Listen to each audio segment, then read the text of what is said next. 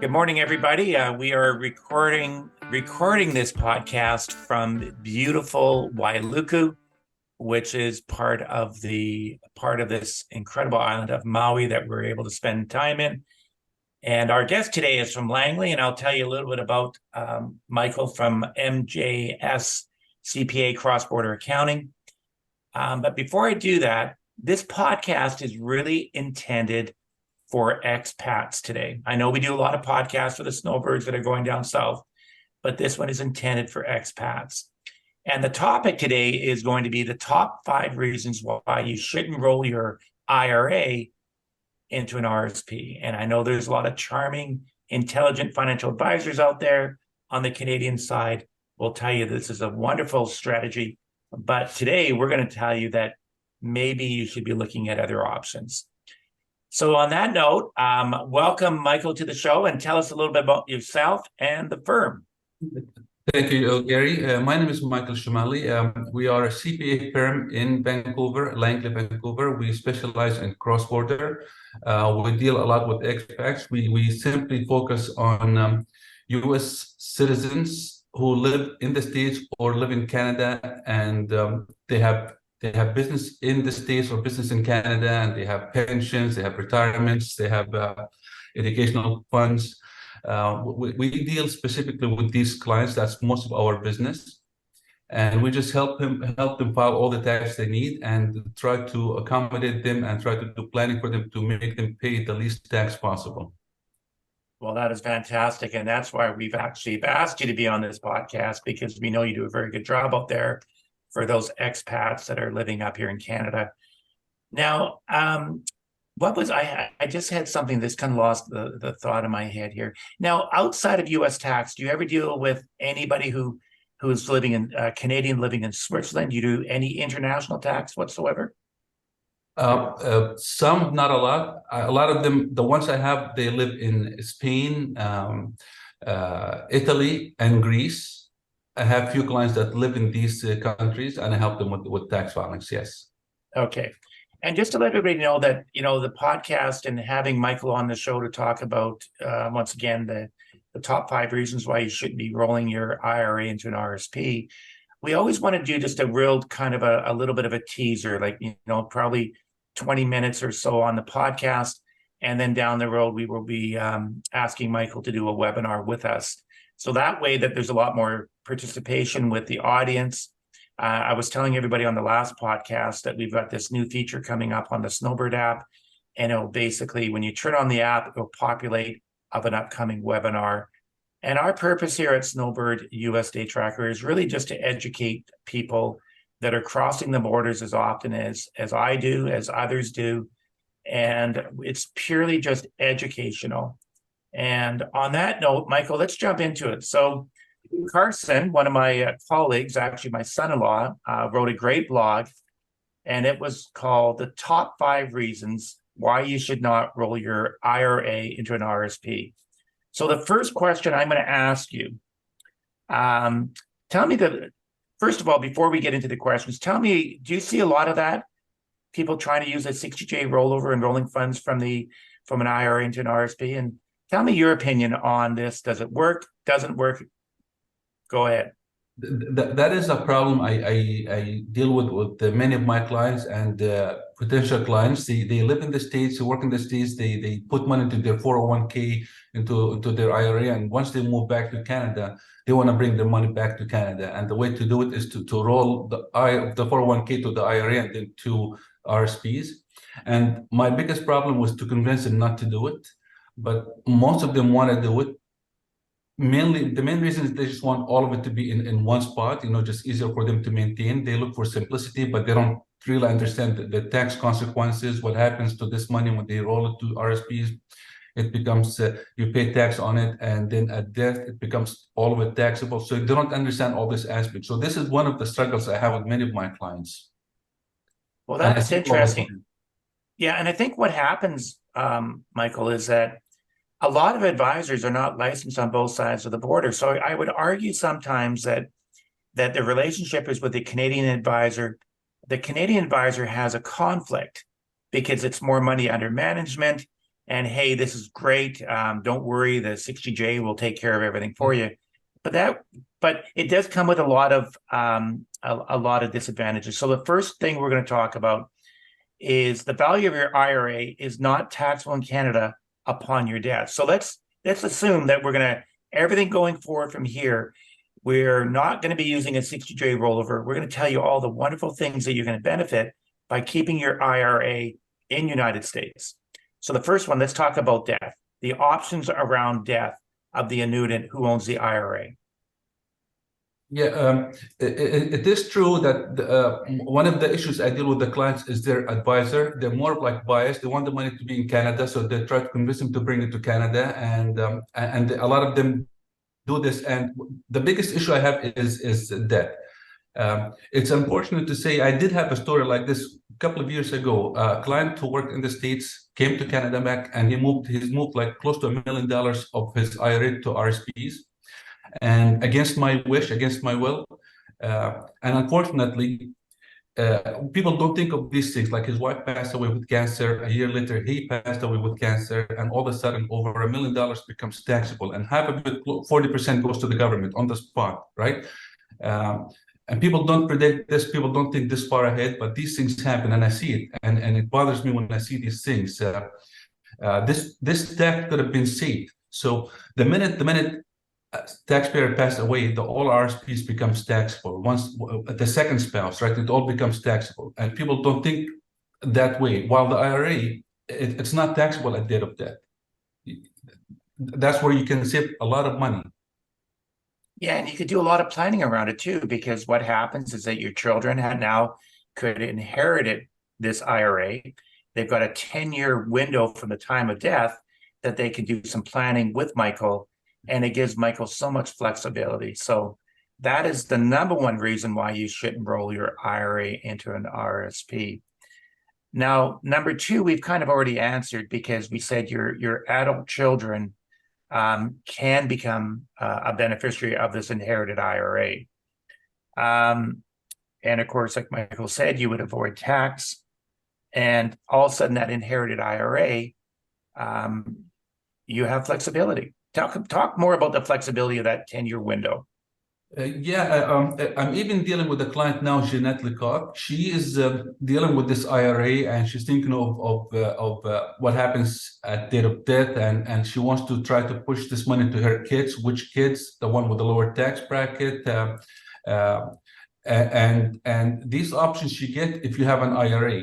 While you just don't get this if you have a RSP, you get a lot of room for planning. You can defer your taxes over 10 years, and there could be some choices with grandkids if they're adults too, right? So you could push the tax over 10-year period. That's a lot of tax savings if you do it than all at once. Especially, you can get more like tax bracket, gradual tax brackets to pay tax on these things. You give your money 10 years of chance of growth. While half of it, it's an RSPs, it gets taxed at once. And even if you're Canadian, you still can inherit IRA without a lot of tax complications, and you still can invest the IRA. So I just have I don't understand why would people want to move this money to RSPs. They just they really limit themselves with a lot of options that they could save. And I think, Michael, what happens out there is that the Canadian advisor is just not familiar with an IRA. They don't explore it. And even if they were trying to educate themselves on Google or whatever, they still don't see the benefit of it. And the conflict is always towards them.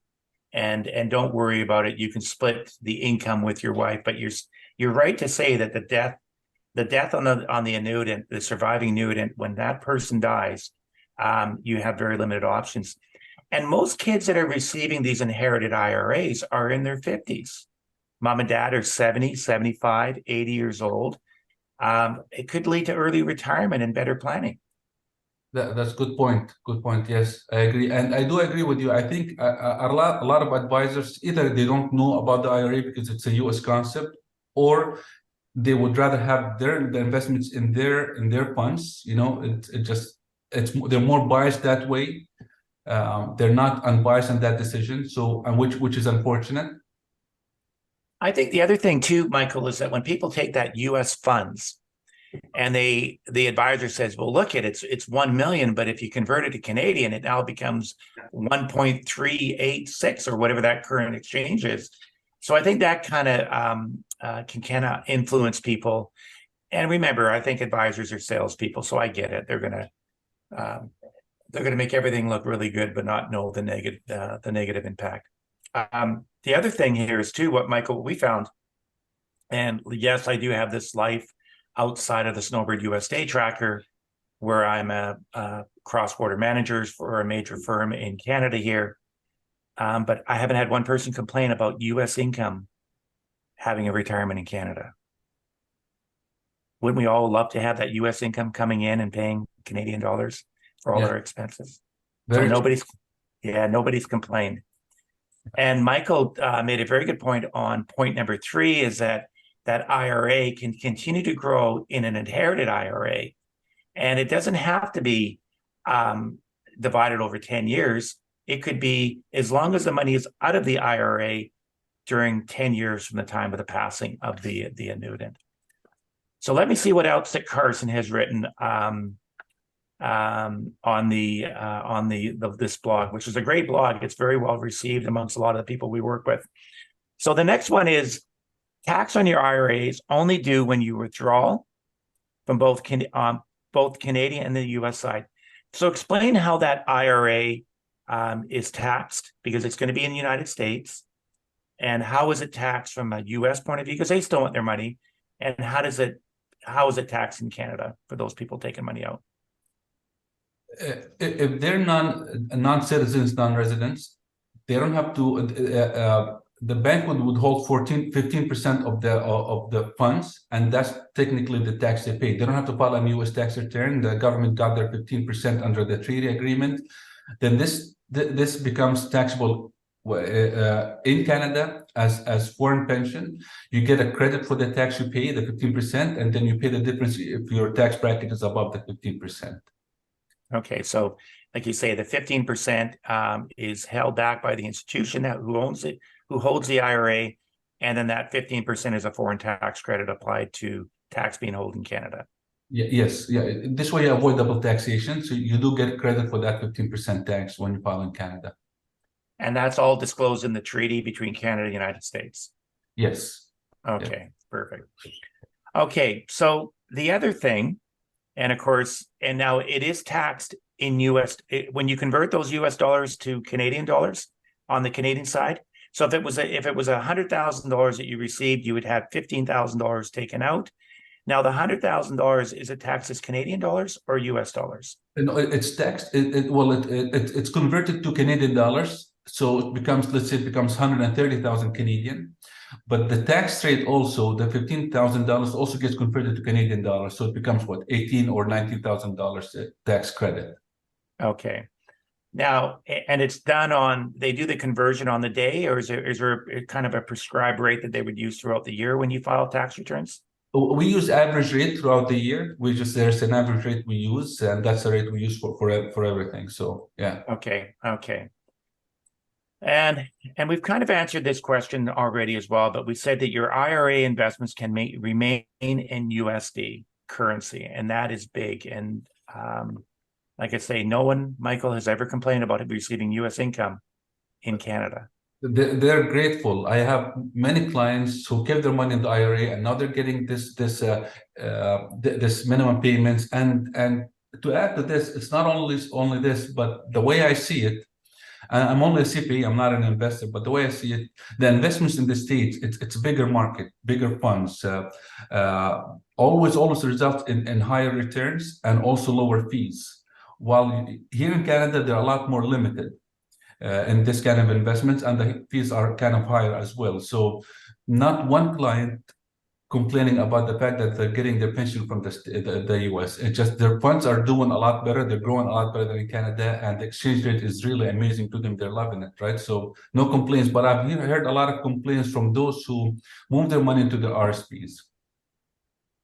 Yeah, and it's too bad, because I think the regulatory bodies, may it be IROC or even FINRA is the major body, governing body in the United States.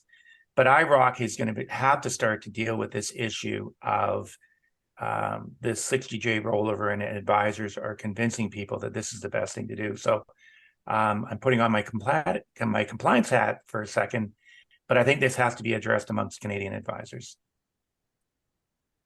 Yes, I agree. And one thing to add to this one, like if you want to bring all your money, let's say you've got $1 million in IRA, you want to bring it to RSPs, you bring it under the 60G, but you still pay 15% tax on it, on that amount. So on the spot, you lost 15% of your money. While if you kept it in IRA, you still can invest this money and just pay tax whenever you withdraw it as you need it. So even this, like if you have $1 million, now you have $850,000 to bring to Canada. And like you say, a lot of times that 15% which is withheld, and then you've got tax credits going back and forth. Sometimes these tax credits don't add up, and people are going to have to go to the bank and borrow 150 grand just to make sure that those things all line up. Have you seen that quite often?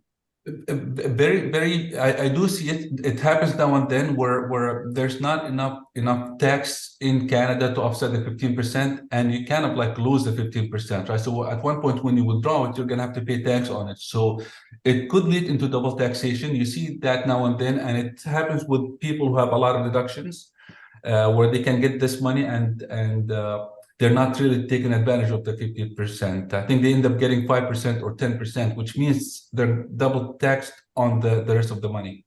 You see this. You cannot not see it when you do a lot of these transactions. I'm going to apologize to our listeners because so much of our podcast is focused on snowbirds that go down south for the winter and are concerned about immigration and tax. But at the same time, we have to start creating more content like we're dealing with here for these expats. Because last time I checked, Michael, and you can add to this number or take it away, but I hear there's 1 million expats living in Canada right now. Have you heard it? Is the number bigger or smaller? Yeah, no, I think it's a lot bigger than 1 million, way bigger than 1 million. I think we're in the millions of these group in Canada. Isn't that something? So we got to make a point of making sure that we have a lot more. So on that note, what other issues should expats that live up in here in Canada, what should they be dealing with, or what should they be concerned about when they're sitting down with a smart man like yourself? Well, the main thing, people don't think of tax a lot. They think of like they want to relocate to Canada, for example, right? They're not thinking about tax or scenarios. They just move into Canada. They think things are simple, right? But they don't understand there's tax consequences when you move to a different country or when you do business in another country. So the first step you do is understand you're in different tax scenario. You will be in a more complicated tax scenario, and you have to come up with planning. If you don't do planning, you really could end up wasting a lot of your money, paying a lot of double tax, extra tax to the government. You don't need to do it. So a lot of these people need to understand, you know what, I need to think about tax. It's just not different country, different politics, different weather, different thing, the families. No, there has to be tax consequences to this. And you need to understand, like in many things, we're just talking about IRA now, but there are so many other aspects. Like if you have portfolio, you have a different basis for these things when you move to a different country, right? So you have to say, I have to think about tax, and I need to get advice, consulting service on what I'm gonna have to do before I move to this country, or you need to do this before you move to this country, so you're well prepared to what you need to face. And Michael, we've talked about this a few times. You need to assemble a great cross-border team, immigration, tax, and a cross-border advisor. That's absolutely true. This way you protect yourself. And make sure that those that cross-border accountant, that immigration officer, and the advisor have a relationship they can communicate to make sure that this information is not falling through the cracks as well.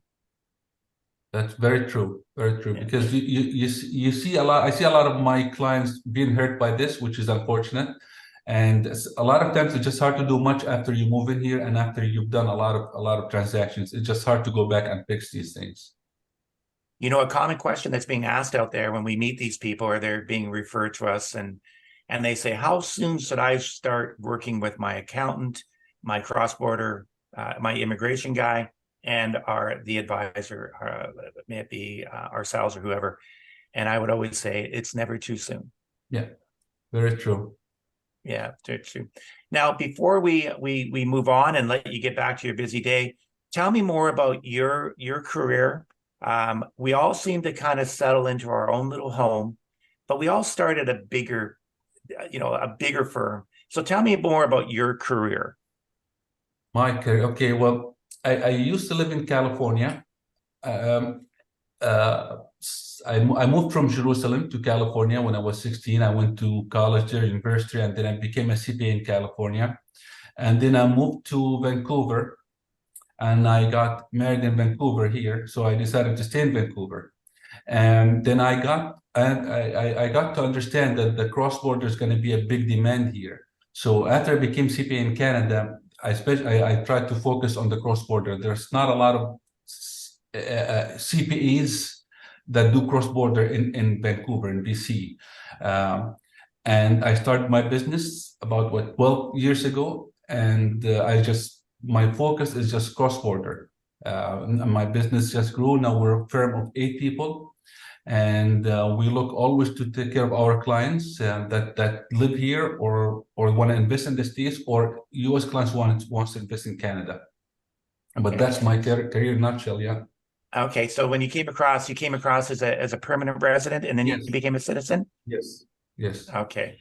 So if you're not aware, the other app that we created is called the Canada Physical Presence Tracker. So those Americans that come up on the PR card, they got to be physically present for 1,095 days over 5 years. Being in jail doesn't count. And what we did was we put it out there with the immigration community. And surprisingly, haven't done any marketing around this app. But about 2 months ago, we had a problem with Amazon on the back end of the app. And I must have got about 100 emails over 2 days, people telling me that it was down. So it is being very well accepted out there in the immigration community. So, but I'll tell you what, Michael, I really appreciate your time. We'll let you get back to your busy day. And thank you very much. Yeah. Thank you. Thank you, guys. Have a good day. And remember, everybody, the world is small. Be kind to all. Have a great day. Thank you. Thanks. Bye-bye.